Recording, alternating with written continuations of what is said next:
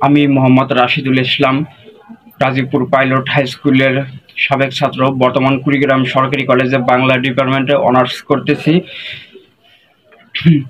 আমি pilot high স্কুলে পড়া অবস্থায় দেখতাম আমাদের প্রধান শিক্ষক আজিমউদ্দিন স্যার ভর্তি ফি অনেক বেশি নিত, তারপরে পরীক্ষার ফি বেশি নিত। এমনকি ছাত্রছাত্রীদেরকে বার্ষিক পরীক্ষায় ফেল করিয়ে সাবজেক্ট প্রতি 200 টাকা প্রতি এভাবে সে টাকা আদায় করত। এমনকি গ্রামের জমি, মানুষের জমি দখল করে নিত। শুধু তাই নয়, তিনি আরো অনেক দুর্নীতি করেছে। তা হলো আওয়ামী লীগের দলীয় প্রভাব খাটিয়ে বিদ্যালয়টি বেসরকারি আমলে 2005 সালে তার পূর্ববর্তী প্রধান শিক্ষক বিদ্যালয়ের জমি লিজ দিয়ে 20টি দোকানঘর বরাদ্দ দিয়েছিলেন। প্রতিটি দোকানঘরের এককালীন লিজ মূল্য ছিল 20,000 টাকা। এমন তো অবস্থায় 20টি দোকানঘর বাবদ সে 4 লাখ টাকা বিদ্যালয়ের 7 নম্বর অ্যাকাউন্টে জমা ছিল। এই দোকানঘরগুলির অবস্থানে থানা মোড় থেকে উপজেলা পর্যন্ত অবস্থিত। উক্ত টাকাগুলি অ্যাকাউন্টে জমা থাকা অবস্থায় 2010 সালে আজিমউদ্দিন স্যার তৎকালীন উপজেলা যুবলীগের সেক্রেটারি হিসেবে রাজনৈতিক প্রভাব খাটিয়ে নিয়োগ নিষেধাজ্ঞা অমান্য করে জোরপূর্বক প্রধান শিক্ষকের পদটি দখল করে নেন।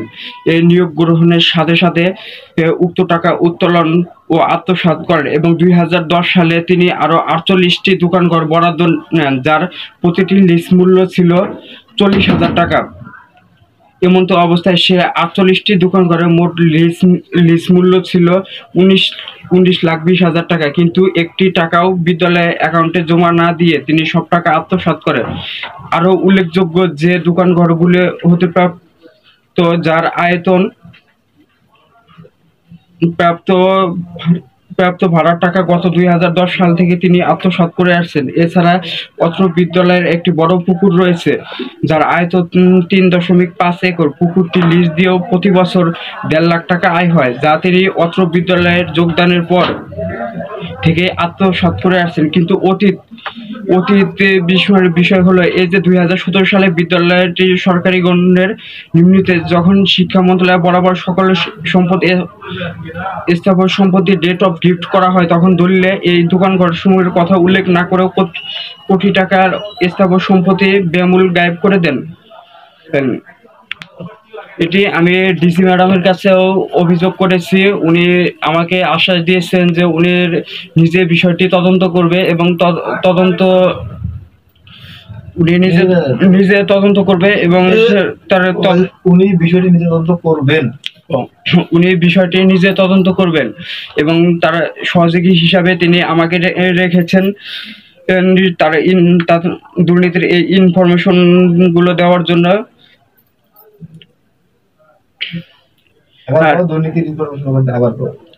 এই দুর্নীতির ইনফরমেশন গুলো দেওয়ার জন্য উনি আমাদের বর্তমান জেলা প্রশাসক মহোদয় নুসরাত সুলতানা, উনি সৎ এবং আদর্শমান অফিসার।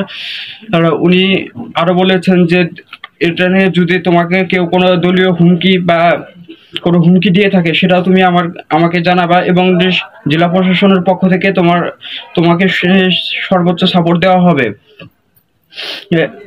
আজিম স্যার এই দুর্নীতি ছাড়াও উনি নিয়োগ বাণিজ্যের কাজগুলো, চাকরির ক্ষেত্রে তদবিরের কাজগুলো উনি করতেন। আওয়ামী লীগের প্রভাব খাটিয়ে উনি আরো নানা ধরনের দুর্নীতি করছে। জেলা প্রশাসক মহোদয় আজিম স্যার এই বিষয়টি নিয়ে সঠিক তদন্ত করবেন এবং এই তদন্ত করা অবস্থায় তিনি আমাকে সাথে রাখবেন। উনি বলেছে যে তুমি তদন্ত যতগুলো ইনফরমেশন আছে তুমি সব ইনফরমেশন আমাকে দিবা এবং আমি তোমাকে সাথে নিয়েই তদন্ত করব এবং তোমার উপর যদি কোনো দলীয় প্রভাব বা কোনো ইফেক্ট পরে, কোনো হুমকি ধামকি আসে, তখন জেলা প্রশাসন থেকে তোমাকে